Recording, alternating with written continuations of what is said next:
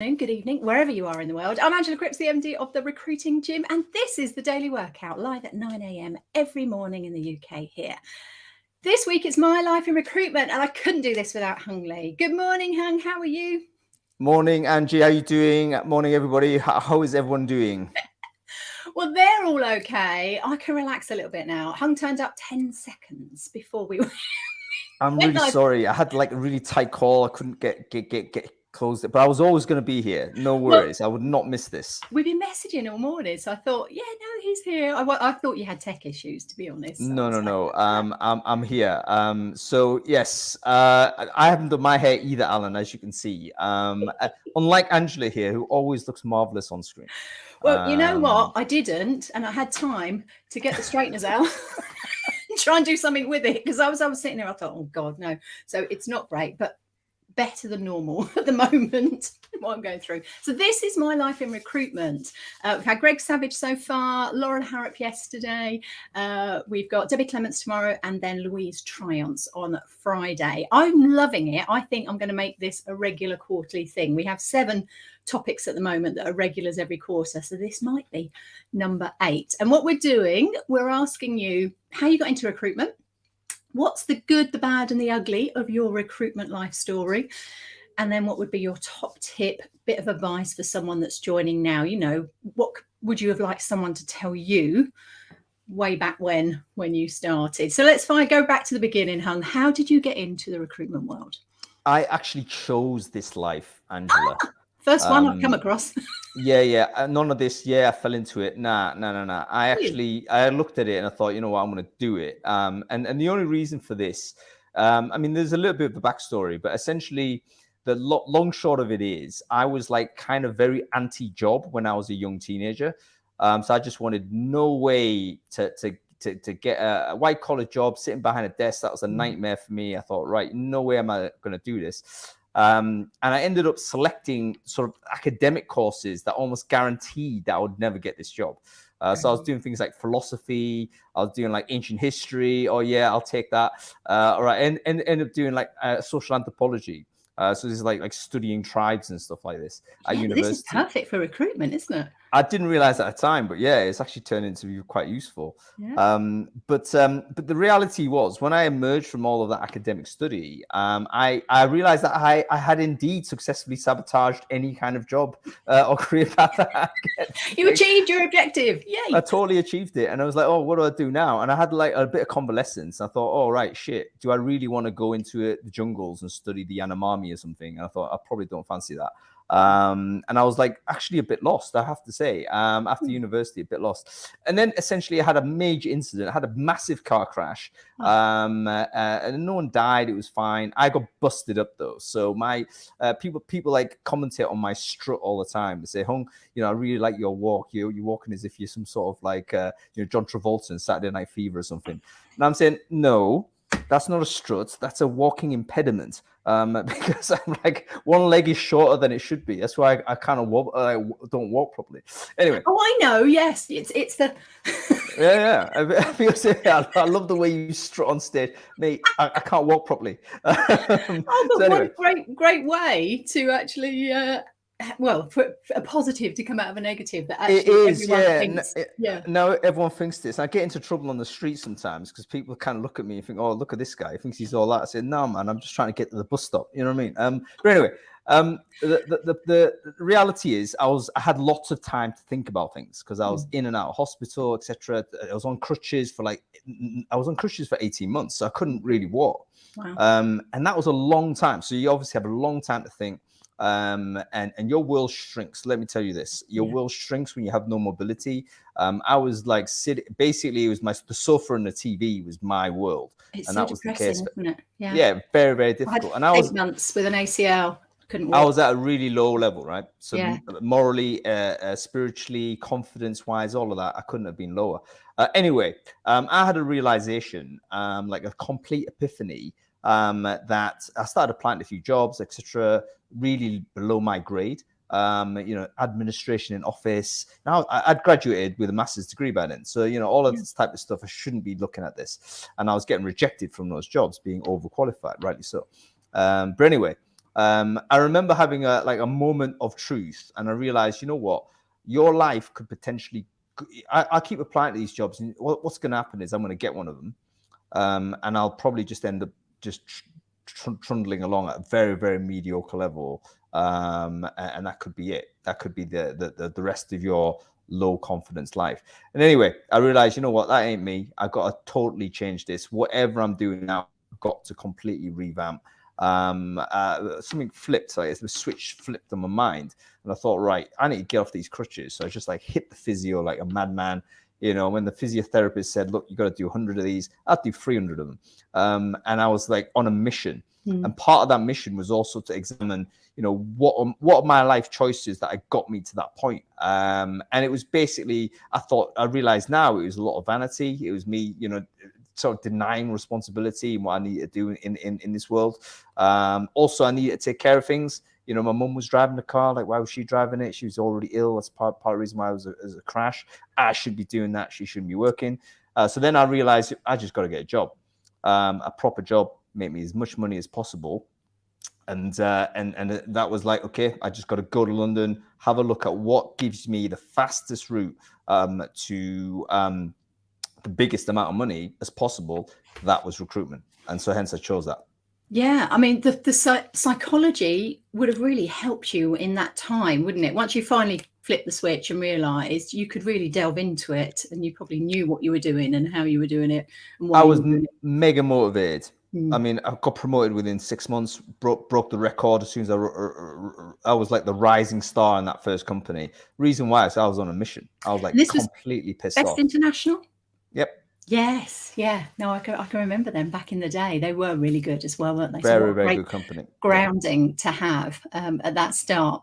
Okay, so a very different way into the industry where the rest of us just walk in trying to get a job elsewhere and end up staying in the recruitment agency. So we've had a little bit of good, bad, and ugly already, but now thinking about your recruitment career, what would you say was the good in it? It is exhilarating. Recruitment can be an exhilarating job because a lot of the results are unpredictable, and it is a little bit of a gambler's kind of thrill when you make a placement or you get a hire or you find a great candidate, or if you're doing some business development, you actually somehow get through to the decision maker. All of those things I think can give you a very positive high. And when you I'm not sure whether it's the same way, but when I was working in office, back in the day, it was very busy, very a fun environment to be. So all of that was fantastic. So I would say it's exhilarating, it's great atmosphere, you can accelerate in terms of revenue, and that is definitely worth having. I'm not one of these to say just work on your passion and eat porridge. No, you got to make your way, particularly in economic situations which are difficult. You have to, look after yourself. No one else is going to do that. So there's loads of positives associated with this. You are working with people as well, and if you enjoy that aspect, then that's good as good also. So yeah, those are the positives. I've never heard anyone relate it to it's a bit like a gambler's fix. I was going to say then that doesn't sound right, but you know what I mean. But you're right, you are playing the numbers, you're playing the odds all the way through the process, and you are assessing along the way what's the percentage likelihood here. It is just like gambling. I can see it now. There's a lot of recruiters play poker. A lot of recruiters are into it, and I'm not endorsing gambling in any way, although I'm not morally against it either. It's like having a spin is fine, but that's the thrill. It's the unpredictability of it. And that's not something you would get, I think, in a non kind of sales oriented role, really. Yeah. My nan taught me blackjack, as it were, or pontoon. Yep, great game. At 4 years old with peanuts. We literally played with peanuts. And I loved peanuts. It's a shame. My daughter's really allergic. I don't know if that's where it came from. I was eating them at a very, very young age because I loved it. Really helped me in Vegas. So there you go. You never know where it's going to take you. Right. The bad then. What's the bad? Well, it's an emotional roller coaster. The bad is exactly that. I mean, you can have very bad sort of outcomes that are very little to do with your contribution. So you can work really well, really hard, and then you can have a really bad run, nothing to do with you. But guess what? You're still going to pay the price for it. So that is bad. That it kind of emotional journey as well, I think, can be straining. I kind of see it as like it is an emotion. It's like a muscle. You can kind of exercise it, and over time, you can become very, very strong, very resilient. But if those sort of spikes and troughs are peaks and troughs, should I say, are too extreme at too short a time, I think you can snap. Yeah. So I think it is mentally challenging in that respect. So that's the negative part of it, and all of the positives are also the negatives if you turn them up to 11. Having a good time, that's great, but it's that you can go out and drink too much. You can go out and do terrible things. That was Greg Savage's first answer. Don't drink as much. Have I found a fellow Spinal Tap fan? Yeah, absolutely. Who is not a Spinal Tap fan? What can I say? I think you mentioned Greg. I need to mention him as well, but he probably predates me by a decade or two. But at the same time, how many years are you actually? As we're talking about life in recruitment, if you know Best Recruitment, then you can work it out from there. Is it 33? Are you around that? Are you the same as me? Oh, am I 33? Well, yeah, there. Let's do that. All right, let's agree with 33, Angela. I think we can get away with it. In bad lighting, we probably get away with it. I don't know. No, very, very good lighting. Well, sorry. Yeah, you mentioned Greg. All right. Yeah, so he knows the drinking culture, and that previously was the case. I do think that's changed, though. So if new people are coming in, because we're now very much more distributed, we're very much more, like, I wouldn't say remote first, but it's we're not in the office in the same degree as we were. And believe you me, if you're doing recruitment in the late 90s, the early 90s, or whatever, not only were you in the office, but you wouldn't spend any time at home, because you'd be having lunch with your clients, or you'd be having drinks with your mates afterwards, and it's that type of lifestyle. Good in certain measure, but I think also very bad in other measures as well. So yeah, it's that those are the negatives, I'd say. Yeah, I must admit, I did miss out on that. One, I lived 50 miles away from the office, and two, that late 90s, I was having a baby. So I missed out on that culture, which is probably a very good thing. Let's just take a pause while you think of what you think the ugly is in recruitment. We've got a few people saying hello. So Roisin, Faye, Vanessa Rath as well, Jim Beresford, nice to see you there, Jim. Over on LinkedIn chat as well, we've got Joe Phillips saying hi. So yeah, do come in, do say hello. I've noticed we've had a few sign-ups today that have pushed it to 993 that get this workout. Come on, guys. Grab the link, send it out to your friends. Let's get it over the 1,000. That would be amazing for the daily workout. Let's see what we can do. Right. Okay, Hung. The ugly in recruitment from your point of view in your world. I don't think there's ugliness in every industry, right? And I don't think this is unique to recruitment in any way. But I think that recruiters have to play a very, very difficult ethical position in many circumstances, because we do have like significant influence over decision making. And I remember, there's times when the candidate doesn't want the job, right? The candidate don't want the job. But you, because you want the deal, you've got to handle that situation in a professional, ethical way. And I think the ugly part of it is that I think a lot of us don't do that, or a lot of us fail when we fail the challenge of doing the ethical thing, because we nudge the person. I've done it. I've done it in my past as a recruitment agent. Had to get this deal in, force this person to take it. She resigned within a couple of days, and actually she came back to me, and this is a big learning for me, came back to me and told me, you really pressured me into this. And I thought, crikey, I did. And then I reviewed, why did I do that? And it was like actually what I was trained to do. It was called candidate control. Think about that. So I think the ugly part of recruitment is exactly this, is that we're kind of taught, okay, get the deal no matter what. That's the main thing. And yes, it's a sales job. No one's kidding ourselves here. But at the same time, There's really strong ethical challenges that we have to individually take responsibility for, and hopefully for company builders and we're building organizations, we can sort of percolate a better way of operating than the ways in which I've been used to. So, and by the way, I was by no means egregious in this. There was like people who are extremely, sharpish in the world of recruitment, and unfortunately they can be rewarded, do very well, and it's like that's the ugly part. Yeah, and that's what gives us a bad name as well. I was very lucky. I worked for Blue Arrow for 13 years, and we had a KPI and a focus on credits. So that stopped us doing that because we knew what was going to happen further down the line. So our target was 3%. So of 100 placements, we were only really allowed 3 that would drop out. So that made a huge difference to making sure it was the right match right from the beginning and we didn't push people. So maybe that's the workout today, for people to look at their process. And are you there for the individual and the client, or are you there for you? It's very different.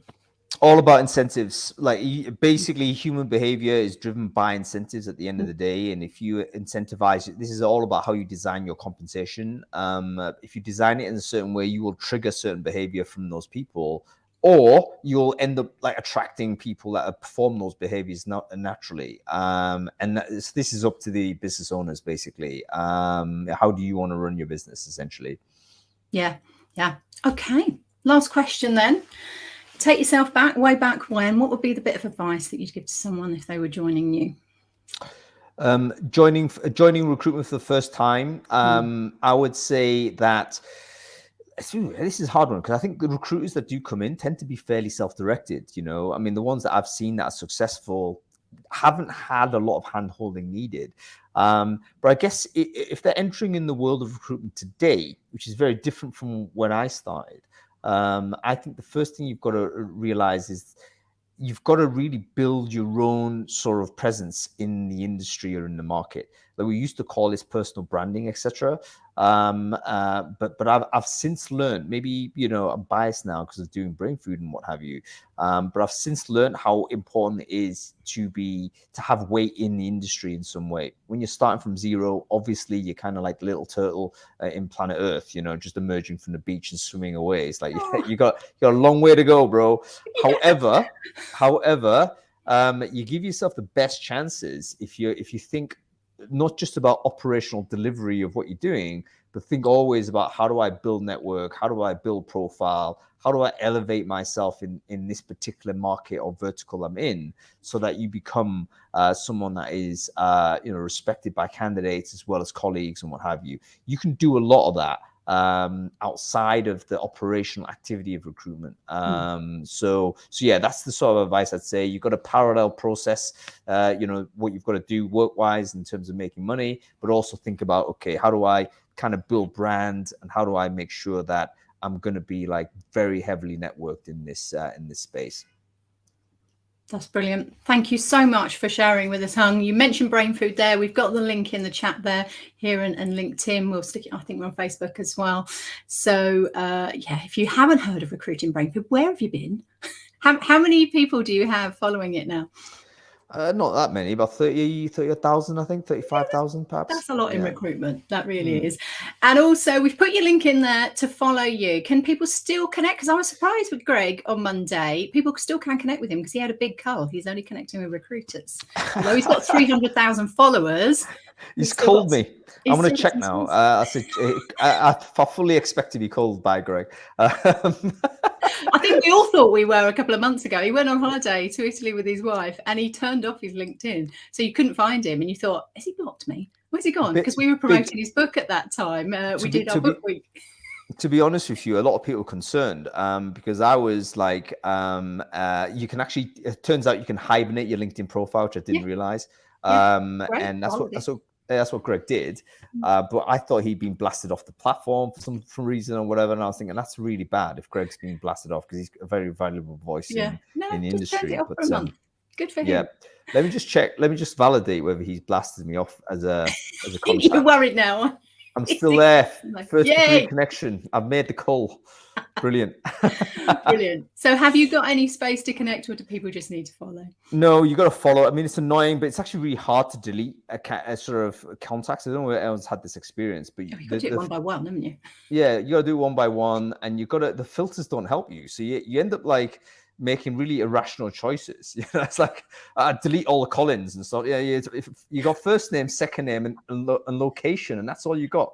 So you end up like, all right, I don't need any more Nigels in my No. search for Nigels and blast them off. Like there's why doesn't LinkedIn give us a filter to say anybody who hasn't logged in a year, they can go? Oh, that's a good one. Then That's I'll a be good able to one. open it up, but it doesn't provide that. Yeah. We have a LinkedIn week every quarter. That's one of ours. We get people from LinkedIn coming on.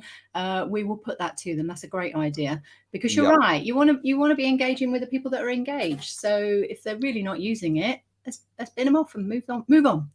From there. Faye said, "You're so humble." I must admit, whenever I speak to you, we've got to know each other over the last year or so. I do feel that you do a lot for the industry. I love the brain food because you get people to share their LinkedIn's, you get people to network, you get them to do it. So I thought about doing it on here and nicking it from you, but because we do with recruitment agencies and in-house, I'm a little bit worried about people going, wait a minute, I don't want my people putting their LinkedIn out there necessarily. So you can do it if you want to, everyone. I'm not going to ask, but on Brain Food you can. It's a wonderful thing. So this is Fridays. I want to say 2 o'clock, or is it 3 o'clock? It's 2 o'clock on Friday, and it's going to be amazing. We've got Andy Foote coming in, who's a LinkedIn expert. He's actually going to tell us a lot about how LinkedIn algorithm works. And if anybody's noticed that your engagement on your post has gone down, or what's happening with view count and stuff, Andy's going to tell us about that. And that's going to help us just figure out, okay, how do we get the best out of LinkedIn again? So yeah, feel free to join that. I think we've got a couple of hundred people already registered. So yeah, it should be a big one. Fantastic. Thank you so much for joining us this morning, and give me a little mini heart attack at the beginning. It's been lovely talking to you, hon. No worries. I want to keep you excited, Angie. So hence the last minute. I was always there. Awesome. All right. Thanks everyone. I'll see you later. Brilliant. Have a great day, everyone. Bye-bye.